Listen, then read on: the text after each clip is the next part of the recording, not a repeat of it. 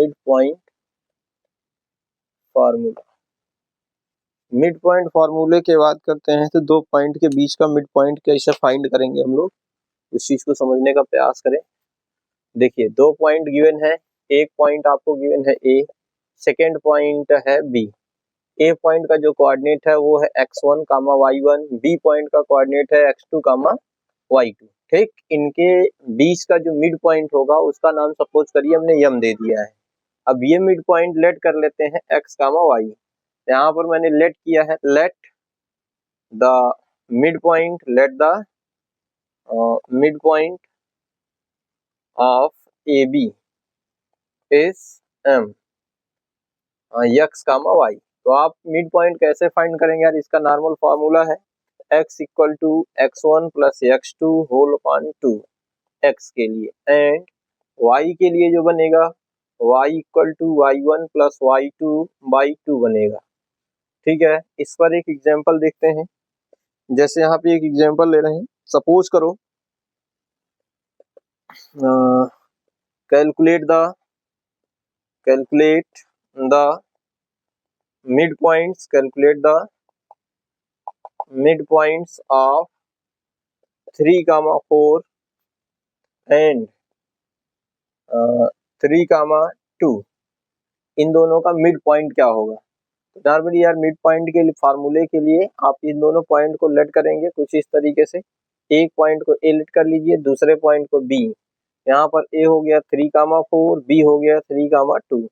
इसका जो mid point है लेट करिए M x, y। Then formula apply करिए, यहाँ लिखेंगे from mid point formula, mid point formula क्या होगा, x equal to x1 plus x2 by 2। तो x1 कितना है, x1 है 3, x2 कितना है 3, यानी 3 प्लस 3 बाई 2। 3 प्लस 3 कितना हो गया 6 बाई 2, यानी 2 3 जा 6। तो यार यहाँ पे जो आपको x मिल रहा है, ठीक है, यहाँ पे जो x मिल रहा है, x मिल गया आपको 3, एंड y इक्वल टू क्या हो जाएगा, y इक्वल टू बन जाएगा y1 plus y2 by 2। y equal to y1 की वैल्यू यहाँ बन रही है 4, y2 बन रहा है 2 बाई 2, 4 प्लस 2 6 बाई 2, ये हो गया 3, y भी आ गया आपका 3, यानी हेंस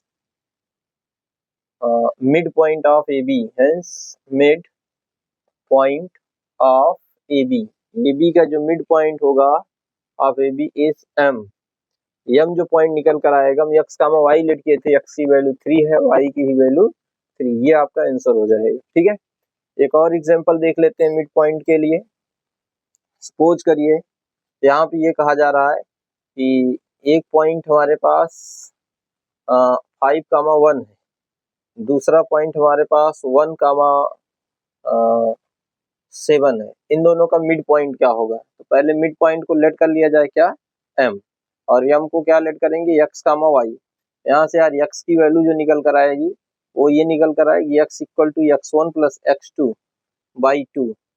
ठीक है, तो यहाँ पर x1 कितना है 5, x2 कितना है 1, यानी 5 प्लस 1 बाई 2, ये भी हो गया 6 बाई 2, ये मिल गया आपको 3। y equal to y1 plus y2, y1 है 1 ये, और y2 है 7, 1 प्लस 7 बाई 2, डायरेक्ट कर दे रहे हैं y1 प्लस y2, फार्मूला समझ लीजिए 7 प्लस 8 बाई 2, 2 4 जा 8। तो यहाँ पर यार मिड पॉइंट m, यम को क्या लेट किए थे x, y, और x की वैल्यू आ चुकी है 3 और y की वैल्यू आ चुकी है 4, तो ये इसका मिड पॉइंट रहा। ठीक है, कभी कभी इसी मिड पॉइंट्स में ट्रिग्नोमेट्री के बेसिस पर बना देता है क्वेश्चन, तो ट्रिग्नोमेट्री के बेस पर किस तरीके से क्वेश्चन बनाएगा, इसमें कोई घबराने की आवश्यकता नहीं है। ऐसे क्वेश्चन में सपोज कर लो भाई ये कह दिया, एक नेक्स्ट एग्जांपल कह रहा है कि calculate the mid points of the given points of a मान लो sine theta comma cos theta दे दिया है, और एंड बी हमें दे दिया है 2 cos theta and B 2 cos theta comma या बी जो है 2 sin थीटा दे दिया है, 2 sin थीटा, और ये हमें 5 cos थीटा दे दिया है। ठीक है, इनका मिड पॉइंट पूछ लेगा तो आपको कुछ नहीं करना है, देखो कुछ इस तरीके से सॉल्व करना है। पहले एक लाइन सीगमेंट ड्रा कर लेना, एक पॉइंट का नाम ए बना दो, दूसरे का बी, यहाँ पर राइट कर लो यार। ए जो है कितना है, sin थीटा कामा cos थीटा, और बी पॉइंट जो बना था वो है 2 sin थीटा कामा 5 cos थीटा, कुछ इस तरीके से।